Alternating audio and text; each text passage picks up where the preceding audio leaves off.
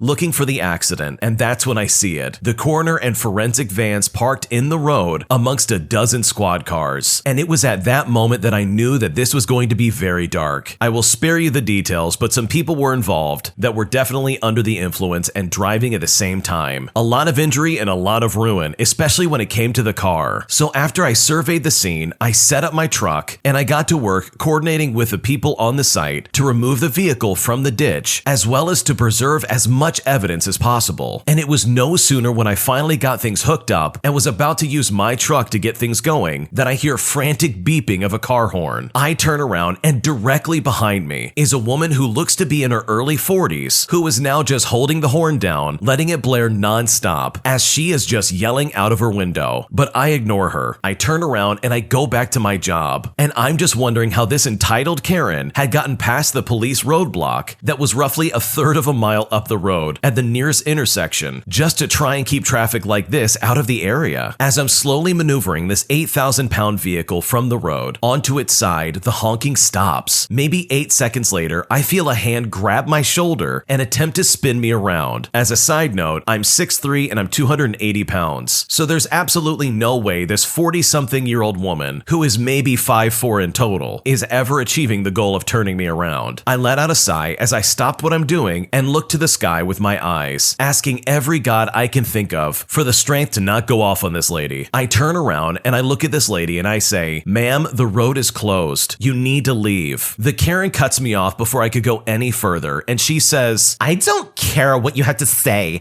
Just get out of my way. I am running late." After she said this, I was extremely annoyed, and I just talked over this entitled Karen and explained that there had been a very tragic car accident and that she needs to leave. But she would not let up, and she just kept saying, "Excuse me, I live right there." She points back behind her vehicle. "And I have to use this road to get where I'm going. You will move your truck right now or I'm calling the police." By this time, the forensic crew has heard all the yelling over the loudness of my truck idled up, and one of them walked over and engaged with this lady. The entitled Karen starts off by saying, "Which one of you is the manager? This stupid man won't move his stupid truck and let me through. I'm calling the police." And after she said this, she was actually holding the phone to the side of her head and talking to what we would later find out was 911. The forensic officer tried to explain that they are the police, but this Karen cut him off again and said, "I don't want to hear any more of your stupid excuses. Now move your truck now." But the forensic officer just stifled a chuckle and said, "Ma'am, if you don't get in your car right now and leave this crime scene, you will be arrested." And just as this officer finished saying this, a squad car came screaming down the road from the same direction that the entitled Karen came from and stopped behind her vehicle. The officer hopped out of his car, and the very first words he said were this Karen's Miranda rights. At this point, the entitled Karen screamed, kicked, and swore that everyone else should be arrested, and even tried to spit on me at one point. By the time it was all done, her other charges were obstruction, assault on an officer, misuse of 911, and interfering with an investigation. She took a deal that netted her 18 weeks in the county jail. However, as icing on the cake, I did tow her car as well. Monday morning, I met her husband, and he couldn't have been more embarrassed as he apologized over and over as he paid me, and then inspected the vehicle and signed off that we didn't damage it. The impound cost roughly $600 as it was police initiated, after hours and with storage. So hopefully this was worth it for this entitled Karen. All I can really say is that this entitled Karen definitely had this coming. She literally tried to interrupt a police investigation, all so she could get down the road in the middle of the night. How disgusting do you have to be to act like that? It's great that the police stepped up and did exactly what they needed to do to get this lady out of the way. So maybe next time she'll think twice before acting so entitled and expecting everybody and anybody to get out of her way. My girlfriend acts completely different when she is around her friends, and it's really starting to bother me and confuse me. I need advice to understand how I should take this situation, but I'm currently in a serious relationship with my girlfriend of over a month, and we've been dating since May. When she is around me, she acts very well-mannered, innocent, and respectful. Well, last night, I got a bit of a shock when she had her friends down for a gathering for her birthday, and it was the first time she drank around me since I've known her. Her friends pretty much influenced her to drink last night, since she doesn't drink anymore, and I saw a side of her that I'm not used to or even know. Here's just some of the things that happened that really kind of bothered me, and it ended up with us having an argument about it later once her friends left. For starters, her friends were telling me that she gets wild when she drinks. Her friends that were a couple were sharing a few stories about her when she drinks, and the wild things she does. This made me feel very uncomfortable because it showed me she loses control when she drinks, especially if she were to drink when I'm away at work. In fact, we were playing a drinking game and she started bringing up some really scandalous situations that she's been in while under the influence. And she was doing this just to try and gloat in front of her friends. And my girlfriend wanted to go into more detail about it, but even her friends didn't respond and didn't want her to go any further. And I was pretty hurt over this situation. I felt it was very inconsiderate to be boasting about past intimate experiences that you've had in front of your partner. And this is just one of many things that came up last night. And I guess that last night was just a shock to me to see and hear this side of her. I understand those are her best friends, but if I were to bring my girlfriend around my friends, and if they brought up inappropriate conversations that would go in a direction that would disrespect my partner, I would immediately shut it down or not talk about it. I wouldn't go about boasting about it. I guess I'm just really confused that this innocent and sweet person, when she is around me, has a completely different side when she is around her friends. Also, if these friends get her to drink and she can't control herself, it makes me worried because sometimes she likes to go out dancing with her friends at the club. At the end of the night, after her friends left, I left because I was pretty upset at how I saw this side of her, but I came back to try and talk to her. And when we had this discussion, she was super defensive and very dismissive about how these things made me feel very uncomfortable. And she pretty much told me to go find someone else and left. And while she may have still been drunk in the moment, I'm still completely shocked and I don't know what to do. This is a really unfortunate situation because I think you've seen her true self. The fact that she said, if you don't like it, you can break up with me is really, really toxic. Yeah, she was a little bit drunk, but you know what? It's better to know this now than to find out later that she got drunk and messed around with somebody. She clearly cannot control herself when she gets under the influence, and that most definitely does not have to be your problem. I also think that maybe it's time to have some kind of conversation with her when she's sober and not under the influence. People's personalities can shift when they're drinking, and they can become something that you're not completely used to. But you need to talk to her about this and say, hey, last night you basically broke up with me, and this was all over me complaining about your drinking habits. And then I would clarify what she actually meant last night, despite the fact that she was drunk. So hopefully that conversation goes well. But to be completely honest, if she comes off as defensive as well as dismissive like she was last night, then that might really be how she feels. And if that's the case, I would just move on and find somebody who does care about you. My girlfriend is still friends with her ex-boyfriend, and I honestly can't find a way to be okay with this, and I'm not sure what to do. I have been dating my girlfriend for not that long, but we have been seeing each other for quite a while. For context, we didn't make it official earlier because I had made it clear from the beginning that I would be moving away due to work and wasn't enthusiastic about long-distance dating, but have since tried to make it work long distance. So because of that, we made it official right before I left. She plans to move up with me, but that is yet to happen. I have recently struggled to find peace with my girlfriend's continued friendship friendship with her ex, despite telling me not to worry about it. They had dated for 2 years. My girlfriend and her ex have been broken up for a while, but still see each other and have spent some quality time together well after they had broken up, and this was all before I met my girlfriend. She's tried to compare her friendship with her ex to my friendship with my female best friend, who I have known since the 2nd grade. I don't believe this to be a fair comparison, as my best friend and I have no history of dating together. She also isn't very comfortable with me being so close to my best friend. She had seen him the week after I had moved away and insists that I knew about it when I have no recollection of ever even talking to her about it. When I asked her about how many times she had seen him since we'd been together, she gave me 3 different answers, all of which didn't include the one time I did actually know they met up, which she had forgotten. Apparently on that particular day, she said she was going with a friend, but didn't specify that it was her ex-boyfriend, which I didn't find out until much later. She says she only keeps in contact with him because he initiates it and that she cares about his well-being, but I still don't feel okay with this. I know I don't really have any justification to not trust her, but I don't believe feelings just go away. They had a pretty toxic relationship, which has negatively affected our relationship, so I truly feel like she has not let go all the way. How do I let go of this feeling of distrust? What can I do to try and trust my girlfriend again? Because honestly, I'm at a loss. I've got to be honest, a lot of red flags have jumped up because of this. She has not told you about 2 separate times when she went to see this ex-boyfriend, and it seems like she cares more about his well-being than your peace of mind. Like she's going to see this guy knowing that you do not like him and that you really don't trust this guy. It's also kind of alarming how she's very dismissive towards your feelings, and she's really trying hard to justify seeing this ex, and that's just not fair for you. You've clearly made your feelings known, and you've said, hey, this makes me incredibly uncomfortable. Can you please stop getting in contact with him? But her response just blows my mind, to be honest. She essentially shifts the blame to him, as if she has no choice in the matter, basically implying that she only goes to see him because he initiates the visit. But she's still driving there, she's still going to see him physically. It's just really sketchy overall. So I think your concerns are completely valid. This just does not look good. So I think you really need to take a good look at your relationship with your girlfriend, because if she's not even willing to meet halfway with you on this, then this is really going to cause problems in the future. My girlfriend is telling me that I can't have friends at my new workplace, all because she is overthinking the situation, and I honestly don't know what to do. I have been with my girlfriend for 3.5 years. Lately, I have been noticing that she has been really weird about me hanging out with other female friends, or really any friends in general. She is really jealous of them, no matter if they're males or females, and I am a bit concerned. Since the beginning of our relationship, she has been having a problem with people I am meeting up with, no matter if they are friends, coworkers, or just anyone in particular. 1 month ago, I got a new job offer, and I started being friends with a new company. Around 10 people work there, but I'm being friendly with especially 3 of them, 2 females and 1 male, and I just now am finding out she has a big problem with it. She asked me to stop meeting them so often, and to interact with them less while I'm working. She's always been jealous of my old friends, whether they're male, female, non-binary, etc. And right now, I'm really getting concerned. She is accusing me of cheating on her, claiming that if I ever had the chance, even though I wouldn't do that, she says that I would do it. She doesn't trust me at all when it comes to explaining things, and she blatantly doesn't listen. She told me to not hang out with them at all, as well as to reduce my communication with them at the workplace, because it makes her overthink and question our relationship. And the thing is, some time ago, she was saying the same thing about my old coworkers, because we worked in the same group, and the women were interested in me, which I really don't think was the case, but she was convinced, so I had to stop talking to her. Currently, because of this, I only have 1 friend, and she is also kind of jealous of that, and I don't know if I can keep going on this way. I'm bored of just talking to my girlfriend 24/7, and I need new connections and people in my life. And it's really unfair because she can have friends, but I can't? I'm basically not allowed to, because if I do, she blames me for her overthinking and then holds it against me that I'm even making new friends, saying that I agreed not to talk to them as much and to try and keep my distance. So now I'm at a loss and I'm just not sure what to do. This is really toxic and controlling behavior. The fact that your girlfriend is acting like this and refusing to allow you to have any friends in your life, like at all, is really weird to me, especially because she can have friends. Why is it that she can have friends outside of work and other responsibilities, but you can't? And anytime somebody says, oh, you're gonna cheat on me if you have the chance, that's not only really gross and disgusting, but it also puts the partner in a weird position. Like, how can you possibly prove that you're not cheating on someone? Yeah, you can show your phone and stuff, but like, what else can you possibly do? Especially when there's no concrete evidence or anything in general. This is all super hypocritical hypocritical in my opinion. And if I was in your shoes, I would call her out on it. I would say, hey, you can have friends. Why can't I have friends? You literally just started a new job. It's gonna look really weird and kind of sketchy if you decide to just be like, no, I'm not gonna be your friend. Like, that's not gonna be a good way to start off your new relationship with these people, especially if you're gonna be working with them for the next several years. So I think it's time to have a serious conversation with your girlfriend. If she wants to make this work between the two of you, then you need to be able to have friends besides her. Like, don't get me wrong, I'm sure you love your girlfriend just as much as anyone would, but you need other people outside of that to have some kind of community and sense of self. So hopefully that conversation goes well, and hopefully your girlfriend can see that she's being incredibly hypocritical. My crazy neighbor keeps shining a flashlight into my apartment, and I don't know what to do about this. I'm really not sure what to do in this situation. I recently moved into an apartment with one of my friends. We are both young women in our early 20s. During the first few weeks, we noticed that someone would shine a purple light into our living room at night. We could never exactly pinpoint where it was coming from, and we assumed it was one of the kids that lived in the building across from us. It would stop for a couple of minutes when we went into our patio to investigate what was going on, but would begin again once we were sitting back on the couch. It was one of those things that was just kind of mildly annoying. Last week, my roommate got sick, so we have been isolating in our bedrooms and not spending time in the living room. My desk overlooks my window, and 2 nights ago, as I was closing up my curtains to go to bed, I noticed the same purple light shining on my desk. I just closed everything up and went to bed. Last night, I was at my desk again, and I happened to look at just the right time to see a grown man who's my neighbor, maybe in his late 20s, early 30s, shining a purple light into my face. I took a video of him and sent it to my roommate to make sure that this guy was actually my neighbor. This is something that's very annoying to me, and I'm not sure how to deal with this situation, and it's not very fair to me. I would like to be able to open my window for natural light and airflow, but I feel like I have to keep my windows closed because of this. I'm kind of hesitant putting up a sign in the window asking him to stop because it seems to me that he's just looking for a reaction. I mentioned it to my mom, and she recommended that I call the police to see if anyone else had reported something similar, but I'm really hesitant to do so. This is all so sketchy and I just don't know what to do. In my opinion, if I was in your shoes, I would be calling the police to report this weirdo. They are shining a light in your house, not just to try and get a reaction out of you, but to see who's inside. And now this neighbor, this creepy, weird man, knows that there's 2 young women in that house, and that's it. That, in my opinion, is a giant red flag that this guy has ulterior motives. And it's just an invasion of privacy, it's trespassing. There are a lot of things that are wrong with what is going on, and this is not okay. So call the police and let them know what's happening. Tell them some weird man is looking through my window with a flashlight, checking out my apartment. Which, guess what? That's exactly what he is. Even if he's doing it from the road or your yard, it's not fair for you and it's not fair for any neighbors. And from my personal experience, when it comes to reporting disturbances at night, you're not going to get in trouble with the police. The most they can do is investigate and see what's going on. And you have video evidence to show that, hey, this guy's been doing this a lot. So in my opinion, maybe set up some cameras around your house and see if you can catch this guy in the act without having to stand at your window and watch him do it. But regardless, please be safe about this, because this seems really creepy and I honestly would not let this slide. Today, I messed up by parking my girlfriend's car on the street and basically allowing it to get hit by another car. So my girlfriend lives about an hour away in a small town. She was going out of state for the weekend for her friend's bachelorette party and had to use the airport that's only a few minutes away from my apartment. We figured she would just pick me up from my apartment and I would drive her car back. All was going perfect. I had made her some coffee since she had to drive about an hour to be at my place by 5:30 in the morning. I dropped her off, then drove back to my apartment complex. Well, about a week ago, they had sent out a notice about guest parking and that apparently fines would be handed out to anyone parked in the complex who wasn't a tenant. They specifically said the road in front of the complex was the only area for guests to park. So of course, that's exactly what I did. I went out of my way to make sure her car was parked on the right side of the road even. She was having such a great time over the weekend, and we really opened up a lot to each other emotionally and talked about how excited we were to see each other at the airport. On her last full day of the trip, I had gone to run an errand, and driving back, I saw that she had a green paper tucked under her windshield wiper. Initially, I was annoyed, thinking it was a warning sign or something to move her car, because they specifically said that this was guest parking. I went to check it out, and someone had hit her car. The paper was an incident report. Without even thinking about it, I sent her a picture of the damage and the papers on who to call, and I feel like I just ruined her weekend. She's already so stressed about money, and now she's worried her rates will go up, and I feel absolutely terrible. What's even worse is the incident happened the day she left, and I didn't even leave my apartment until 2 days later. I don't even understand how it happened because it's a wide street. It's even wide enough for at least 4 cars to fit on it. They hit the front of her car, so whoever was driving had to literally have been all over the road. But her car was the only one parked there, and it feels like had I just moved it forward just a few feet, this would have never happened. She's been acting a little distant since I told her about it, and I really feel like I ruined the good time she was having. I go to pick her up in a few hours, and the anxiety is eating away at me. I was really looking forward to rushing out to hug her and kiss her when I saw her, but now I'm afraid she won't even want to talk to me on the drive back to her car. Honestly, any advice on how to make this up would be great. I already told her that I could pay for repairs, but with her rates going up, I don't know how much it will help. Overall, this weekend kind of got ruined, and I'm not sure what to do about it. It sounds like to me that the original poster is being way too hard on themselves. This absolutely is not your fault. This is the fault of whoever hit their car and then ran off, basically. He could have parked this in the most pristine spot ever, and it still probably could have been hit. So I really don't think there's any reason for you to blame yourself for this happening. It was a freak accident. It happens. And she should totally talk to her insurance company. It's most definitely not your fault. So maybe your insurance company can have some kind of plan associated with that because you have evidence to suggest that, hey, this was not my fault. My car was parked and I wasn't even there when the accident happened. I don't know. Maybe there's some nuance there, but I wouldn't give up hope. There's always a chance that the rates won't go up. But overall, if I was in the original poster's shoes, I would not be blaming myself for this. This literally is not your fault and no one could have predicted that this would happen. When you subscribe, make sure to hit the bell to turn on notifications. To finish listening to all the stories, check out the playlist at the top of the description. And if you like Am I the Jerk, make sure to subscribe to Am I the Genius. Everything will be linked down below in the description.